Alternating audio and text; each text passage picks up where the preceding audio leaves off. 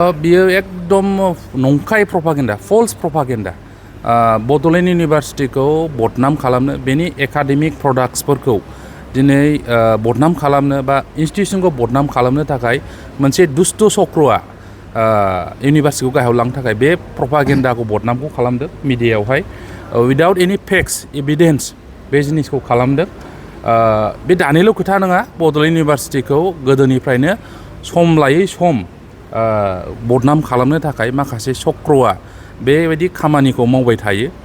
आरो एबारबो बड'लेण्ड इउनिभार्सिटिनि जानाखि PhD डिग्रिखौ लानानै मोनसे भुवा नंखाय फोसावबाय मिडियायाव बे कमप्लिटलि बेसलेस नंखाय बाव खुनु जुक्ति गैया एभिडेन्स गैया जों मिथिगौ स्वयं आंबो सासे बे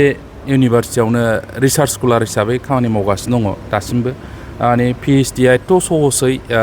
एडमिसन मोना बेनि थाखाय नोङो बिराद प्रसेस दङ एन्ट्रेन्स जायो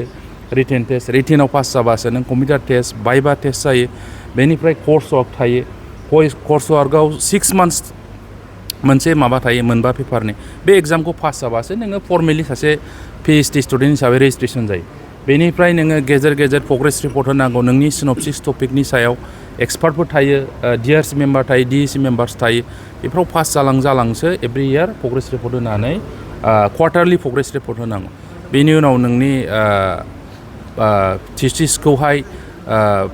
माबा साबमिसन होनाय जायो आरो फाइनाल साबमिसन जाबा बेखौ एक्सपार्टनो बाहेरायाव इभुलुसन मोननै इउनिभार्सिटियाव फाथायनाय जायो आरो बिसोरो मोजां रिकमेन्डेसन होना हरबासो इउनिभार्सिटिया भाइभा खुंनानै PhD डिग्रिखौ डिक्लेयार खालामनो हायो दा गासिबो जिनिसानो प्रसेसजों थांजोबनाय दा मा खालामदों जोंनि इउनिभार्सिटिनिफ्राय गोबां PhD रिसार्च स्कलार ओंखारनानै दिनै गोबां कलेजफ्राव बा इउनिभार्सिटिफ्राव जेला साख्रिनि पस्ट ओंखारो बेफोराव जोंनि मानसिफ्रा कम्पिटिसन खालामनो हानाय मोनसे लेभेलसिम फैबाय बै लेभेलखौनो जोंनि हिउमेन रिसर्सखौ इउनिभार्सिटिखौ बदनाम खालामनो थाखाय माखासे चक्रआ बेबायदि नंखाय निउस फोसावनाय प्रपागेन्डा बे जिनिसखौ सम लायै सम खालामबोबाय थादों एबार जों एसे सिरियासलि लादों